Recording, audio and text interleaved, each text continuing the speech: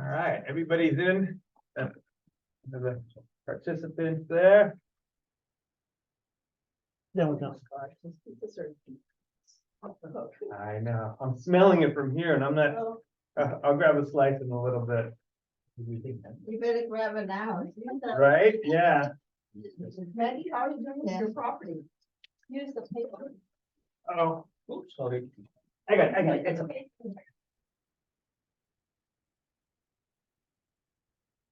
Wrong place. Yeah, get it. So Tony, is that first? Get it before. It is. It is. I've seen all kinds of configurations as to, you know, when people do remodeling, but not, I don't think I've run across that one. Before, after. And you help put this one that way, we don't have. Oh, yeah. Carry all the time. Like this? Yeah. Like that? There we go. There we go.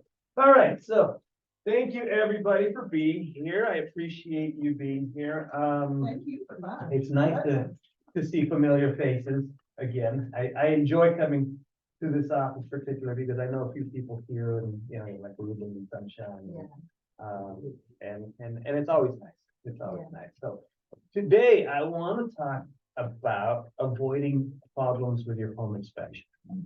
And this topic came about because I get regular phone calls after you've gotten your home inspection and buyer moves in, something goes wrong, and there's a problem with the property, or there's a problem, and who, I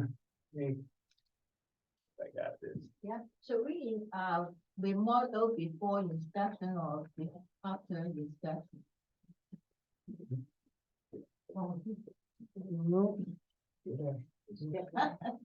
Try turning it on again. No battery. What is it? Let's see. There you go.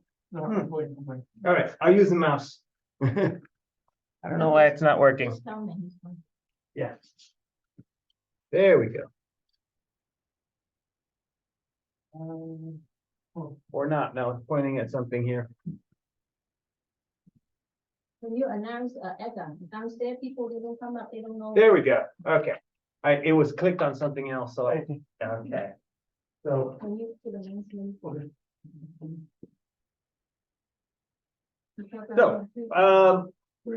for those of you who don't know me, I'm Tony Escamilla. I'm the owner of Villa Property Inspections. We've been in business for 25 years here in the San Gabriel Valley. I've been a licensed general contractor for 23 of those 25 years. You still not license? I still I maintain my license. We don't do construction, but we do inspection work only now. But I still maintain my, I still maintain my license. I'm also a commercial building inspector, so I can inspect buildings like this, office buildings, medical buildings, warehouses, things like that. And I know that Ruben had mentioned before that, you know, they were making a big push to try to get more commercial business this year. And, you know, the commercial market is still very strong right now. Let's see, I'm an ICC certified residential and commercial building inspector. What that means is that I have the same credential as your city building inspector. So I inspect construction from the ground up, basically. Obviously a certified home inspector, and I'm a post-disaster inspector for the state of California. So whenever cities need something in an emergency, like when we had that big windstorm a few years ago where all the trees fell. So I spend the next few days looking around at buildings that were trees had fallen on the houses, to make sure that they were structurally sound. And personally, I've done about 9,000 inspections. Company-wide, we're pushing about 15,000 right now with my other inspectors as well. Yeah. So that's my team. These are my inspectors right there, Lauren, Tony, and Josh. And that's Sasha right there, who keeps us all sane. She's the one who handles the office. Make sure that we don't, you know, me in particular, that I don't like double book stuff. She's a VIP, yes. She's a sweetheart. Very important. Yeah. So what we do residential inspections. We do multifamily, we do apartment buildings. We do commercial buildings, like I said, like this. We also do sewer camera inspections. We do mold inspections. That way, we're a one-stop shop. When you need something, we'll, you don't have to go scheduling up different companies. Thermal imaging, moisture detection, and pool inspections. Oh, and pre-listing inspections. I did send out, I'm gonna continue sending out some stuff if you haven't received my emails about pre-listing inspections and the importance of having a pre-listing inspection. Yeah. There was an interesting case that I had actually in Sunshine where the buyer backed out because of some problems with the property. But had they done a pre-listing inspection, probably could have saved that. So, I know I've offered this to you before, but if you haven't gotten this, this is a private URL, so you might want to copy that. You can download the home maintenance manual for free. It's about 120, 130 pages long, and you can give it to your customers when they buy a house. We usually send it out when we do a home inspection, and they buy a house, and they can download it, and it has all these maintenance checklists, and it talks about all kinds of stuff that you would have as a new homeowner.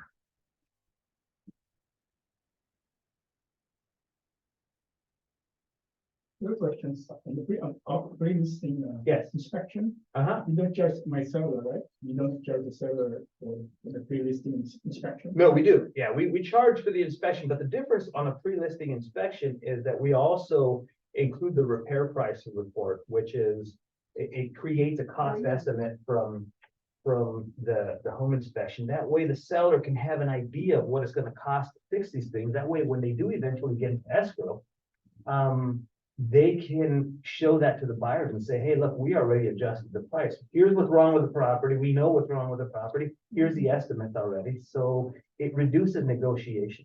So Yeah. after listing inspection and you repair it, No. We just tell you what's wrong and then we give you the estimate. That way, when you get into escrow and a buyer comes in, it will make the negotiation a lot easier. And sometimes the buyer, if they're comfortable with our inspection report, they won't even bring an inspector. Correct.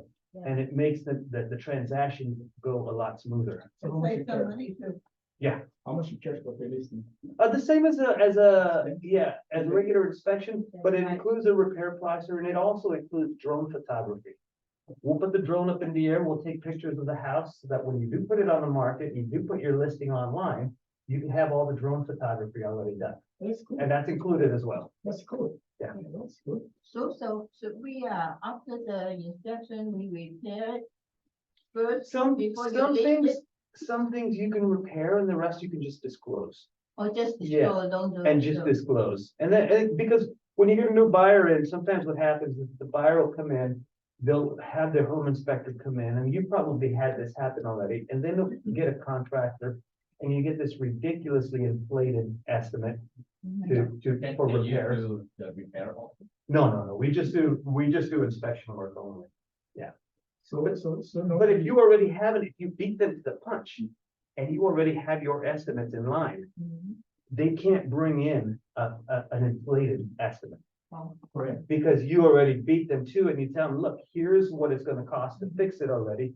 Therefore, it reduces the negotiation Exactly, and the time. and the time, and it makes your transaction go smoother, because what happens is that frequently, for example, if I call out something on the roof, there's some broken tiles on the roof, things like that. They'll get an estimate from some contractor that's like $30,000 for a brand new roof. Oh, no, we need a brand new roof. No, you don't need a brand new roof, you just need some repairs. And if you beat them to the punch and you already have your own estimate from your roofer, it'll make it easier because there's not gonna be a lot of room for them to negotiate. Is that part of the, Tony, is that part of the inspection of the roof? Oh, yeah. We do the roof, we do the foundation, we For the do, pre-listing? everything. Yeah, it's a full inspection. On the contrary, if there is a good report, there is no. That's even better. That's even better. That's right? even better, That's because even better that will make your transaction even that much smoother. So Correct, right? this is an actual thing. This is an actual report. This happened about 3 weeks ago. I got a phone call from this gentleman. And he was really upset. I could tell he was really upset. And he said, you know what? The lights went up in my daughter's bedroom. And I'm like, okay, well, give me some information. When did we do the inspection? He said, it was a year and a half ago. What? And I'm like, wait a minute. So the lights have been working for a year and a half and now they went out. and you're calling me for this. And I'm like, and he said, I went up into the attic and there's all these exposed wires up in the attic and something must have come loose and this is why I stopped working. I'm like, all right, let me look up the report. I called him back. And I said, hey, Mr. Byer, do you have the report with you? And he's like, no, I don't have it. He's very worked up. Well, I said, I'm gonna turn to page 76 of your report and let me read you what your report says. And there's a matching photograph there. It says improper or exposed electrical wiring noted. All electrical connections are required to be inside a covered junction box. Proper installation is necessary. Further evaluation by a licensed electrical contractor is recommended. What did you do?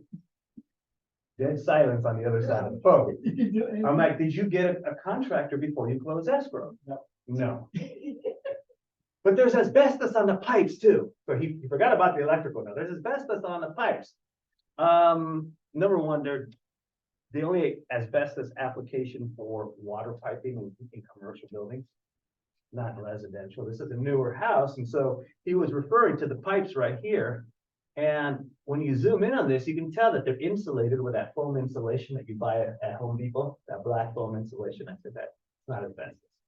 I said, you're welcome to test it if you want, but we don't test for asbestos. And if you turn to page 2 of your report, and I read him that sentence, it says, we do not test for asbestos. We will not make comment on your report about asbestos. It's literally page 2. Yes. Sorry, but the pre-listing, for yourself, for the seller, right? Do Yeah. you get the repair estimate also if the buyer orders the inspection? If the buyer, Orders the inspection? we can. It's an additional charge.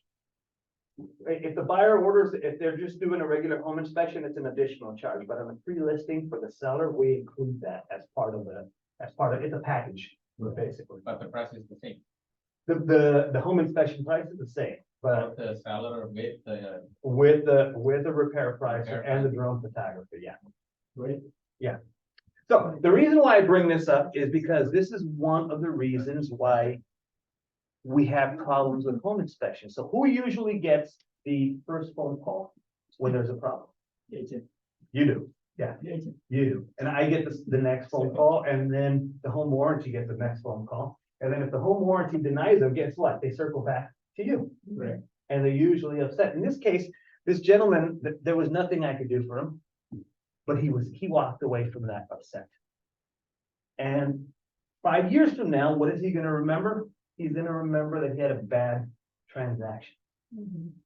And the reason why that's important is all that he's gonna remember is he had a bad transaction and he is not gonna come back to you.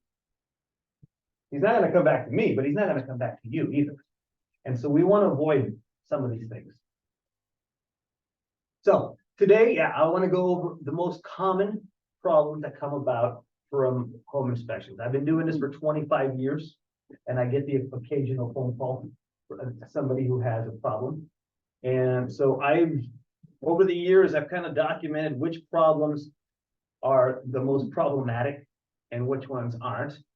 So tips to avoid problems before the inspection and after the inspection. There's a lot of things that you can do before the inspection to make sure that it doesn't become a problem. So I've got some additional resources, and then we can do some Q&A. So before the inspection, buyers, especially first-time home buyers, they really don't, you tell them home inspection just by the word, they kind of know what it is, but they don't really know what it is. And so I always recommend that you as the agent, you tell your buyer, hey, listen, talk to the home inspector. So they can tell you exactly what's covered in the home inspection and what's not. Because a lot of the time they'll ask me, hey, does it include the roof? Does it include the foundation? What do you do? And then we can talk to them before the inspection and tell them, okay, here's the process for the inspection. Here's what the inspection covers, what we do, and more importantly, what we don't. Because there's a lot of things that we don't cover during a home inspection that some buyers and even some realtors think that we do, or we should, but we don't. Go ahead.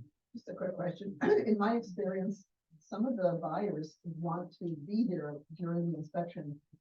When the inspection is taking Yeah. place, are you okay with something like that? I'm okay with it. I am. I actually recommend that the buyers, I actually recommend that the buyers be there. Now, some people like coming towards the end of the inspection, like the last 45 minutes of Right. the inspection. Just so they're And- in the way. Yeah, yeah. But there are a couple things during the inspection which I recommend that they don't do. And I'll show you right now.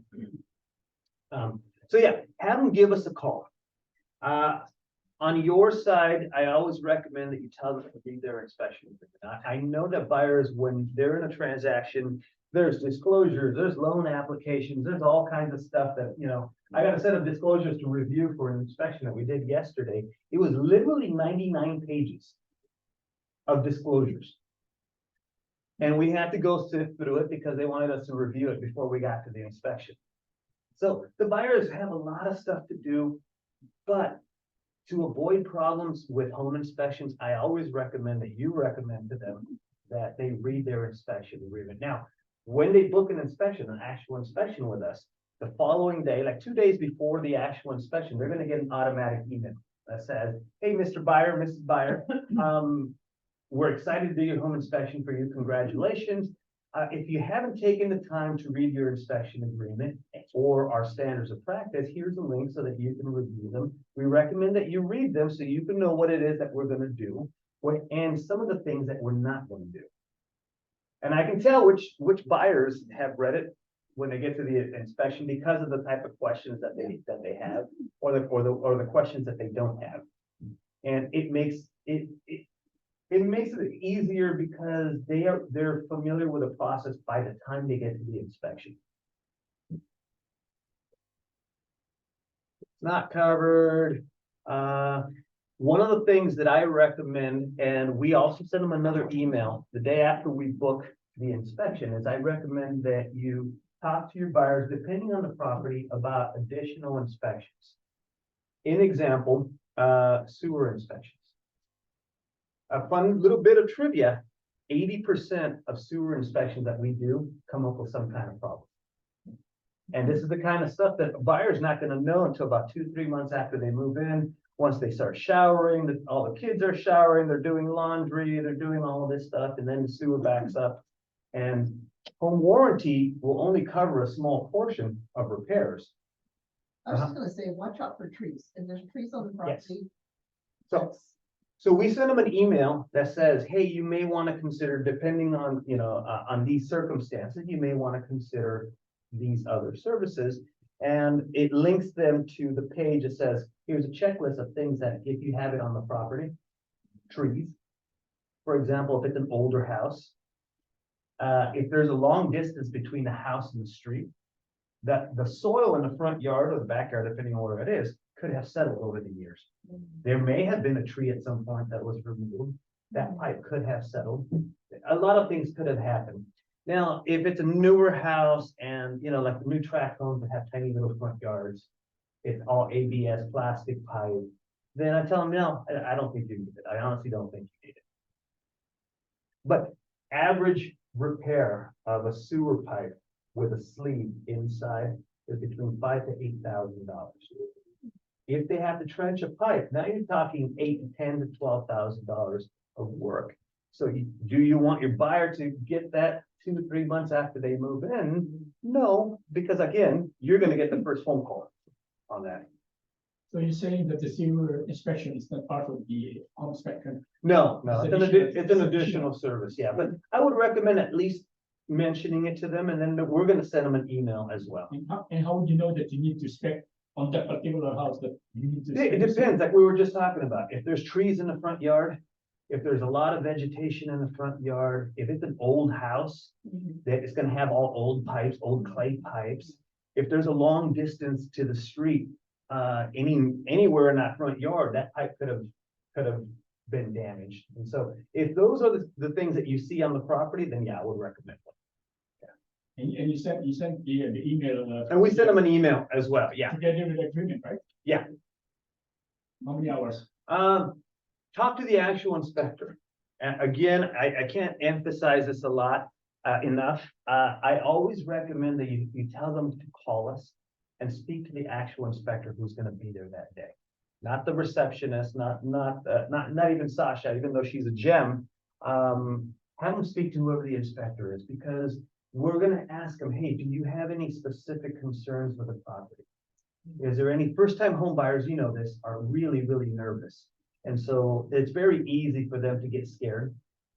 And so if we can help before we even get to the inspection and answer their questions, tell them what we're gonna do, you know, all of that stuff, it will put their stress level down here before they get to the inspection.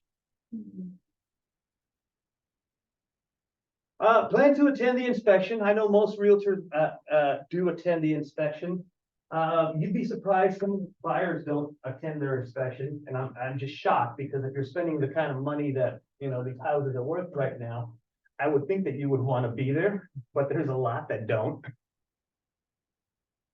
So during the inspection, this is what we were talking about right now. There's a lot that you can do that I recommend, and we always tell our clients, but you can emphasize it to them as well, that we do that will prevent problems after the inspection.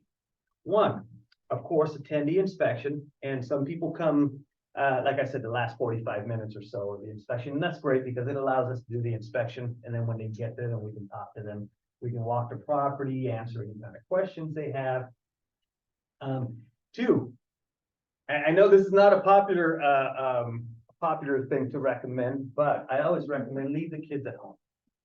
And I don't say it to be mean, but again, with the amount of money that they're spending on a house, you want them to be present.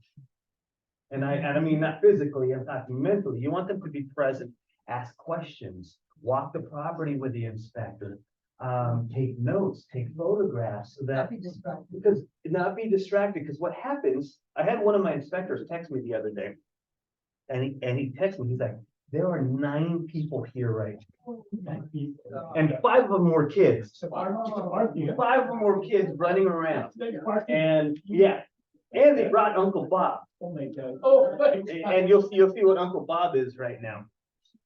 And so I always recommend come back with the kids before, or come back afterwards. You can bring Uncle Bob and Aunt Mary and, you know, all of those people with you. Uncle Bob. So Uncle Bob, we refer to Uncle Bob as that meaningful uncle, Chucky. cousin, The Chucky. Know everything. the handyman, and the plumber, the electrician. They tend to make your life a lot more difficult, because what happens is that they're gonna walk around the property. Did you see that? Did you see that? And then they're gonna come back to the buyer and whisper in their ear, "There's this wrong with the house, there's that wrong with the house." And now the buyer is getting stressed out about this, and we're not even done with the inspection. So Uncle Bob is a nice person, but you know, particularly when you bring I've had one who brought an electrician to an inspection one time, and of course he found all kinds of electrical problems. Or a plumber will find all the plumbing problems. So if all you have a hammer, everything looks like a nail, you know?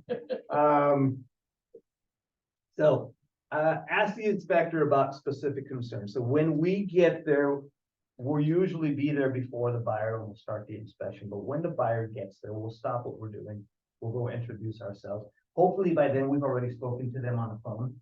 And we'll say, hey, look, are there any concerns that you have about the property? Here's what we're doing. We're starting with the outside. We're doing the roof. Are there any concerns? And then we go to doing the inspection. I always tell them to bring a notepad and a pen. That keeps them occupied. If you're not having them sign disclosures or, you know, whatever you're going to have on site, they can take measurements. I tell them bring a measuring tape. They can measure for appliances, for furniture, window coverings, things like that. Actually, that's a good idea. I'm gonna write an article for my blog about that. And bring a camera. I tell them to bring a camera, take a lot of photographs, because once they leave, they're always gonna have questions and they can refer back to their photographs. In my experience, doing all of this right here makes them, like I said, it brings the stress levels here and it reduces the amount of questions and concerns after the inspection. Because again, who's gonna get the first phone call? It's usually gonna be you from the buyer. And then you're gonna circle back to me and ask the question, and now we're going in a loop. And I'll touch on that right now. Now, should the owner be present? Thank you. No. Should the owner be present? No, this is just my opinion. But most realtors do agree with me. Knock on wood, I've only been thrown off the property once. And they literally threw everybody off the property. I went to do this was several years ago. I went to do an inspection and there was a nice older gentleman who was the owner. And he followed me around and asked me, what are you writing? I'm taking notes and I'm taking pictures. What are you writing? Well, I explained to him, I'm writing this down. I'm writing this down. I could see he was getting upset. He had to have been about almost 80. He was getting really upset and he stopped asking questions, but I could see the steam coming out of his ears. And so I stopped the inspection. I went to go talk to the agent. I said, hey, listen, this guy's gonna blow his top. And so the agent went to go talk to the listing agent. They went to go talk to him, and sure enough, he blew his top. He's like, that's it, I'm done. We're gonna cancel the transaction. I want everybody to leave. And he kicked literally everybody out. No. And so we ended up finishing the inspection a few days later, but yeah, it's not a good idea. It's their baby. They've been living there for a long time. And when we do our summary at the end of the inspection, the only thing that they're hearing is what's wrong with their property. And they get defensive, they get angry. So that is one that happens frequently, unfortunately. So I always recommend that they not be there. So after the inspection, one of the things that I point out to the buyers during the summary and to the realtors as well is that the summary is not the full inspection. By definition, it's a summary. So we're not going to cover every detail of the house during the summary. That's a 10-minute presentation. And I tell my guys, hey, these 10 minutes are the most important part of your job, because how you present this information is going to make a difference on whether this transaction moves forward or not. But we have to tell them that, hey, please read the full report when you get it. Because I get a phone call sometimes, you didn't say this during the summary. Yeah, we didn't cover the whole thing during the summary. So please read the report. And like the case study at the beginning of the presentation of that gentleman who called, obviously they didn't read the report. And so that created a problem down the road. We had one actually with an HVAC system, and it was on the roof of a condo complex. And he called me and he was angry that his HVAC wasn't working. And so I looked up his report and I said, hey, there are 2 different places in the report where we ask that you get a HVAC contractor. There are 6 photographs of some defects on the HVAC. Did you get an HVAC contractor? No. You didn't tell me that I needed to get a contractor immediately. That was his argument. You know, well, you know, if you're going to close escrow, you would think that you would get it before you close escrow. But yeah, about a day after you get the report from us, you're going to get an email, and they're going to get an email saying, hey, now that you've got your report and you've had a chance to read it, we'd love to answer any questions that you may have.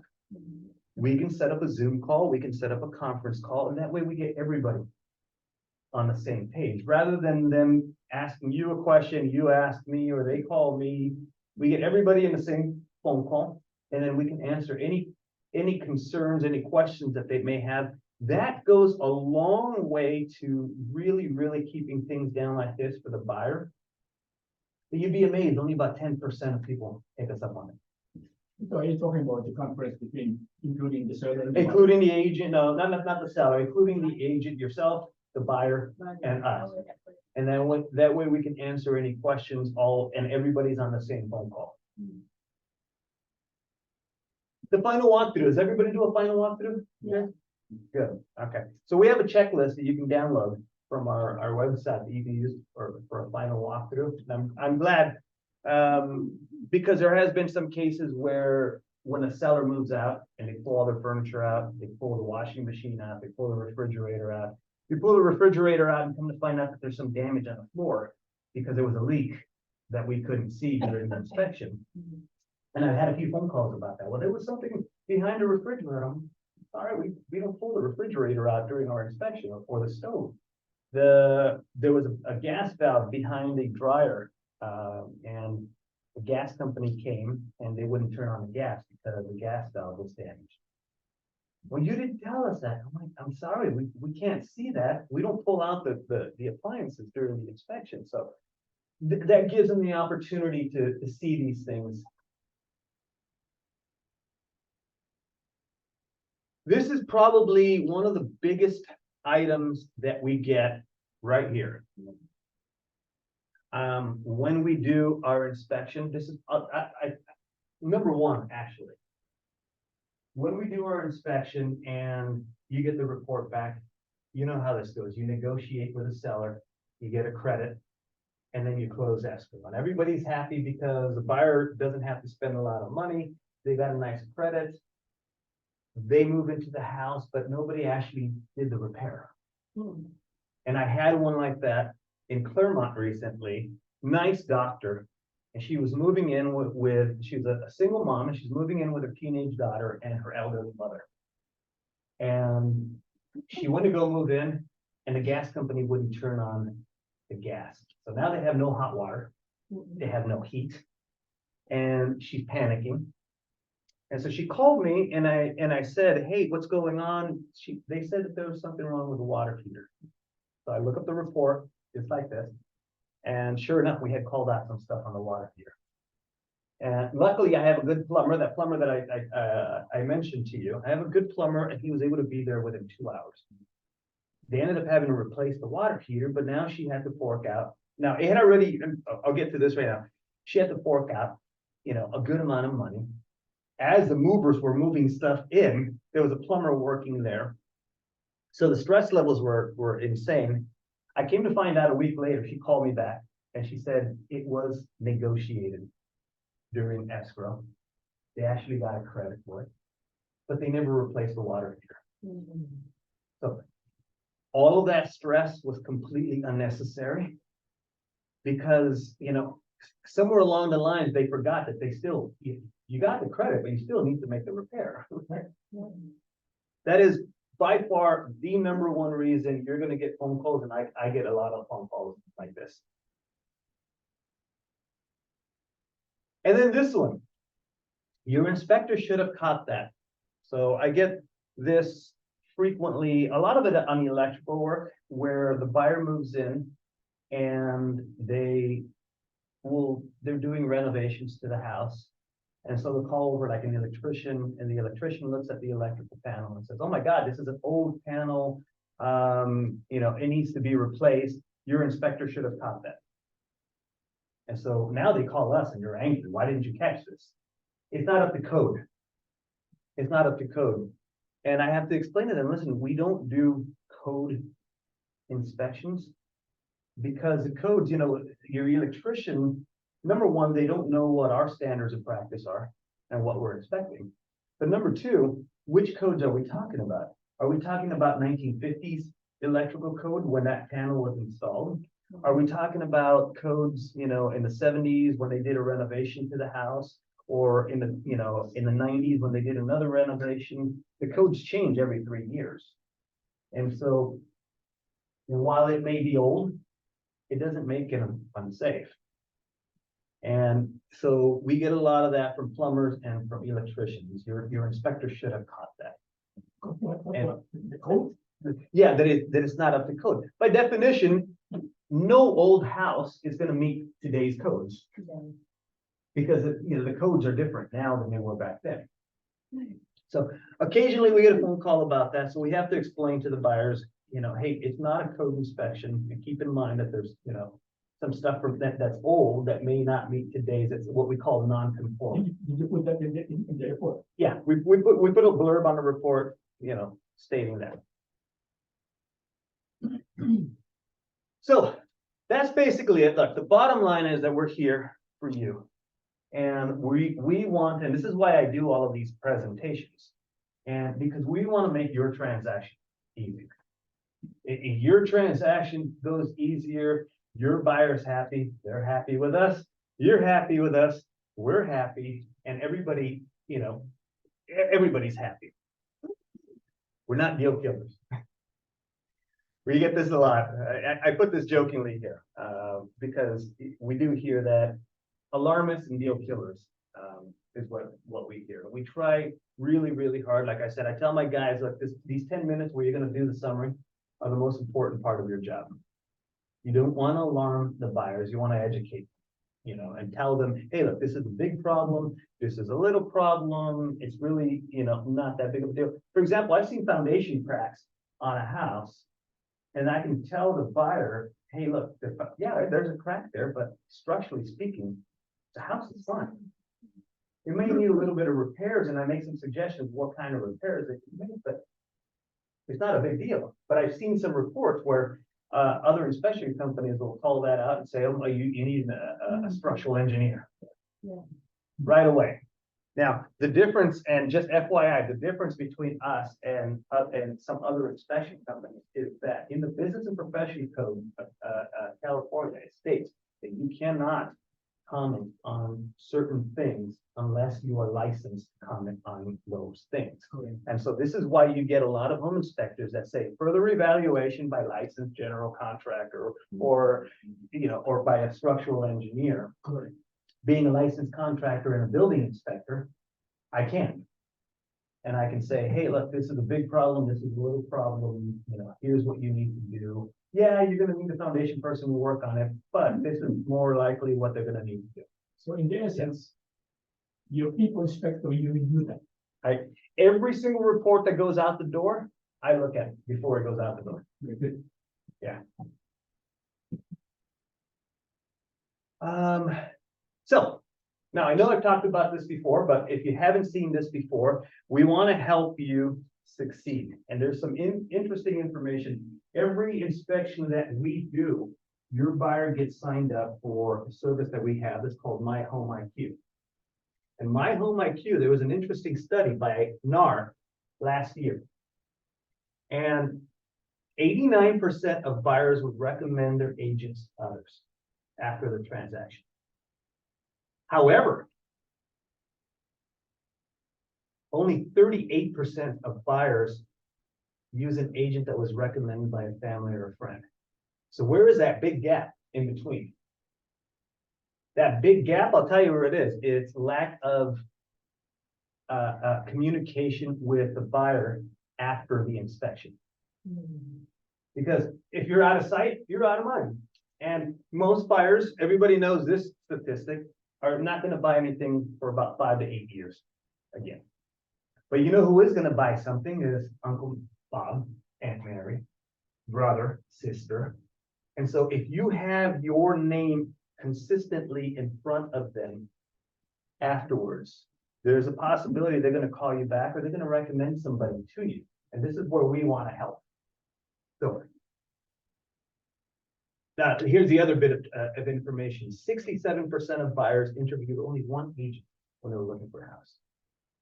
So it's a missed opportunity. It really is. And I nerd out on this kind of stuff. I'm always looking at numbers like this because what affects your market affects us too. So we do free agent co-marketing. And by co-marketing, I mean this. When we finish an inspection, your buyer is going to get, for the next 12 months, a monthly email. And this is an actual email. And it says, it's an article, the top 10 tools every homeowner should have. congratulations, now that you have a new home, you're gonna need some tools to fix it, and it goes on here, and they can click here to read the article. Now, the important part of this email for you is this.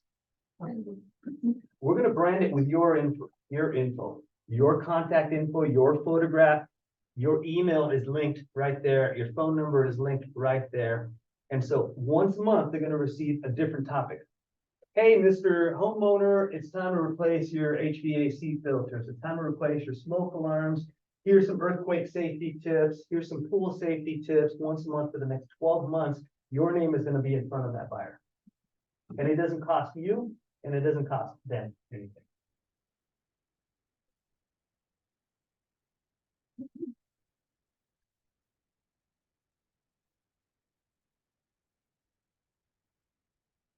So that's basically it. Any questions? After 1 year, they pay? No, at that point, it's just a regular periodic emails that I send out. I write a lot of blog posts. When you go on my website and you see blogs, Yes. articles, I write all of those. So I nerd out on all of this stuff. Yes. What's your turnaround time, once you're at the, property? Yeah. What's your turnaround time to deliver the inspections? Usually about between 24 to 48 hours to email the report. And then if they did get the repair pricer, that comes 24 hours later. Because when we email the report to you, it also goes out at the same time to our vendor, because we don't do the repair pricer, we have a vendor. And they return it back to you within 24 hours. And then what's the fee? How much is it? For a regular home inspection, we start at 425 up to 2,000 square feet. And then we charge $65 for every 500 square feet after that. Yeah, it's pretty reasonable. It's pretty. Yeah. So below 2,000, it's below 2,000 for 25. 425. Yes, that's good. Yeah. We do charge extra for sewer. We do charge extra, obviously, for mold, for pools. But like I said, on a pre-listing inspection, the repair pricer is included. So is a drone photography for your listing. We put it online. That's included. Your roof inspection? Mhm. Yeah, Tell us if about we that. can't walk on the roof, Okay, we have a whole series of drones. okay, And we'll put a drone up in the air, weather permitting, and we'll take some high definition photos, some video of the roof. And so we the do- tile ones you We can, literally yeah. come in, you can zoom into the grain level on these pictures. It's crazy, the technology. And so we'll zoom in on every single photograph individually before we put it on the report. okay, Yeah, because I've seen a lot of reports where they say, I hey, know. we couldn't get on the roof. Mhm. We inspected from the side view with a ladder, or with binoculars. Right, Yeah, So yeah. In this day and age, that's just not acceptable anymore. no, I had one of my deals, used the drone for the roast. It was awesome. It was Oh, yeah? absolutely awesome. And it's a lot of fun. Yeah, and they did before and after. Yeah. Before and after the repairs. Now, we have some cool tools. I like playing with them. I get paid to play with tools.